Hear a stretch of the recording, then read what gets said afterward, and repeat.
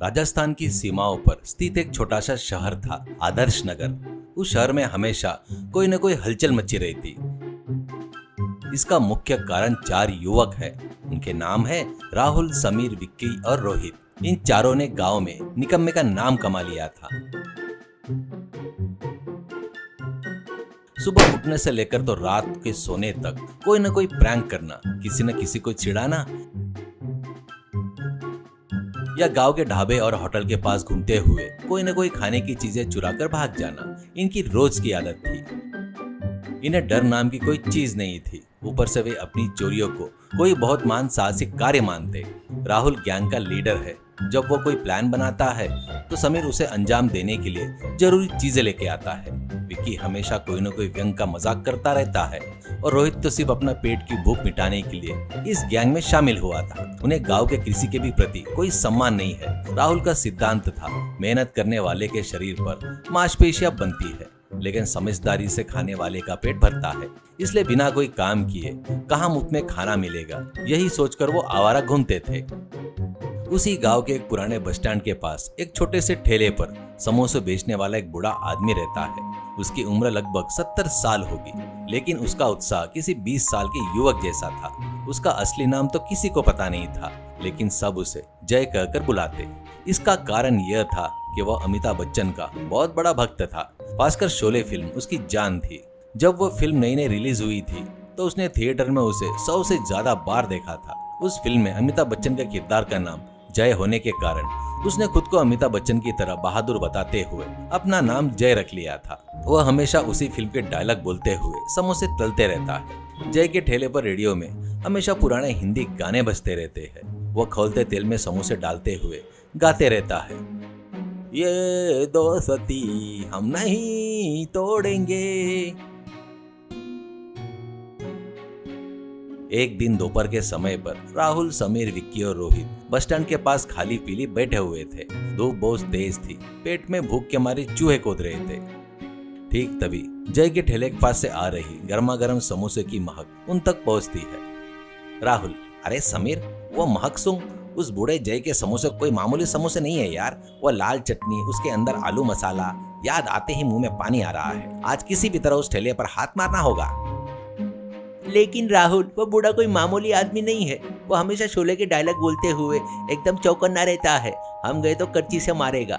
ऊपर से वह खुद को अमिताभ बच्चन समझता है। हमें गब्बर सिंह का गैंग समझकर पीट देगा।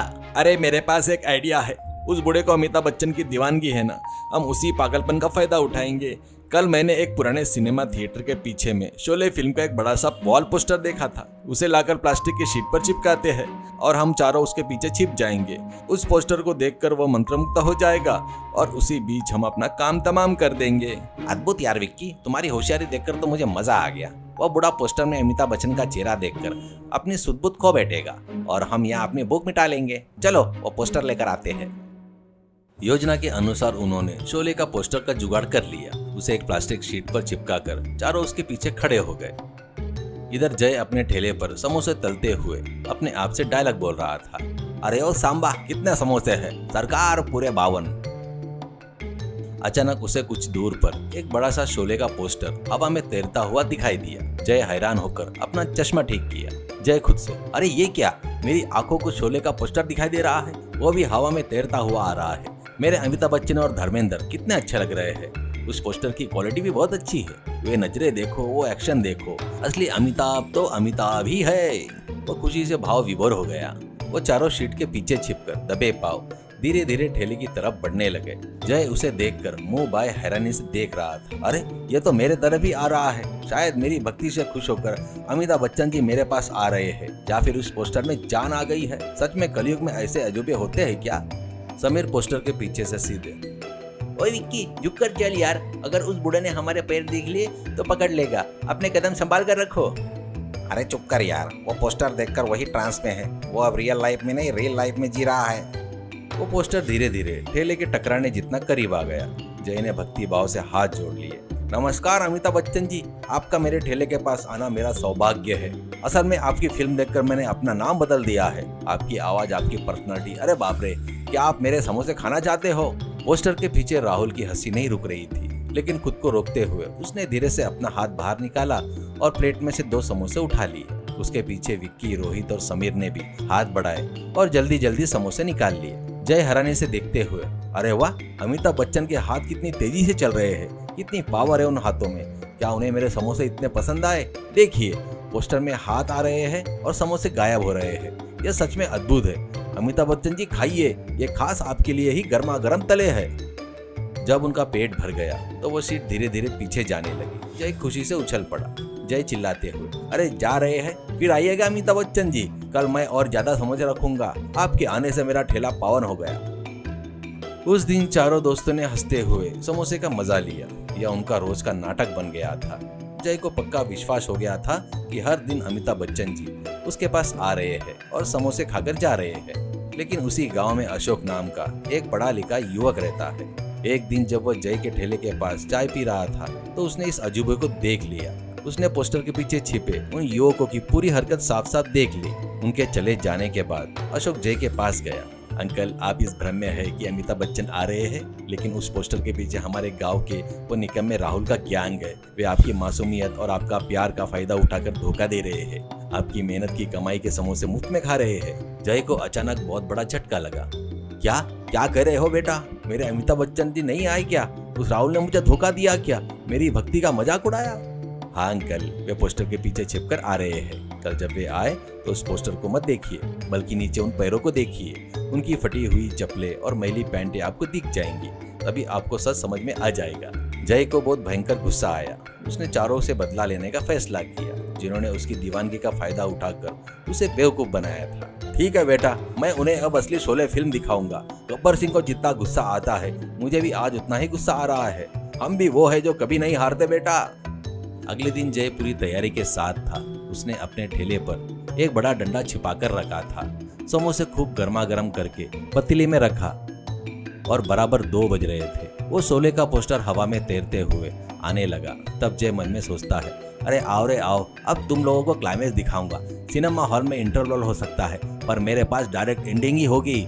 ऐसा कहकर बाहर से कुछ पता नहीं जैसे, अरे अमिताभ बच्चन जी आए हो क्या आप? आओ आओ, तुम्हारे लिए स्पेशल चटनी बनाया हूँ। तुम्हारे लिए तो मैं अपनी जान भी दे सकता हूँ। तो ये समोसे क्या चीज है? ऐसा कहते हुए नाटक कर रहा था। तो वो चारों लड़के पोस्टर के पीछे से खुश हो रहे थे। तभी राहुल, अरे यार, ये बुढ़ा तो अपने को देवदूत जैसा देख रहा है। अमिताभ बच्चन का नाम लिए तो बस ये पागल हो जाएगा। विक्की, वह बूढ़ा ठेले के पास तैयार खड़ा है। आज तो एक साथ 10 समोसे उड़ा लेंगे। आज तो मजा ही मजा है। उसे आज और जोश में ले आएंगे। पोस्टर के पास आते ही हमेशा की तरह हाथ बाहर निकले। भूख से तड़प रहे राहुल, विक्की, समीर और रोहित ने जल्दी जल्दी प्लेट में रखे समोसे उठा लिए, पर उनको पता नहीं था आज जय एक्शन मोड में था।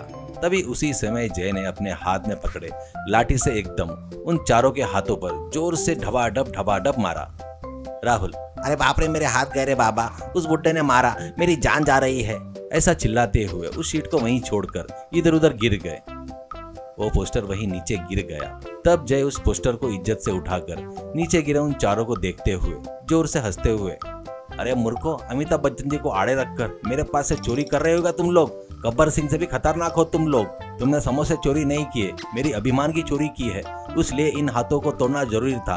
अब दोबारा इधर आए तो तुम्हारे पैर भी नहीं रहेंगे, करके चिल्लाता है। उस मार से उन चारों के हाथ जख्मी हो गए और सूज गए। गांव के लोग इकट्ठा हो गए और उन्हें पीटता देखकर ठहाके मारकर हंसने लगे।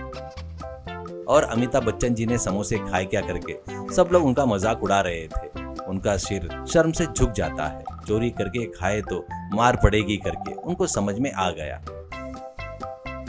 उस दिन से वो लोग जय की गाड़ी की तरफ आंख उठाकर भी नहीं देखे। पर जय अभी भी अपनी गाड़ी पर अमिताभ बच्चन के फोटो लगाकर, अगर कोई भूखा आए तो प्यार से समोसे देते हुए, चोरी छिपे आए तो मारकर भगाकर इज्जतदारी से जी रहा था।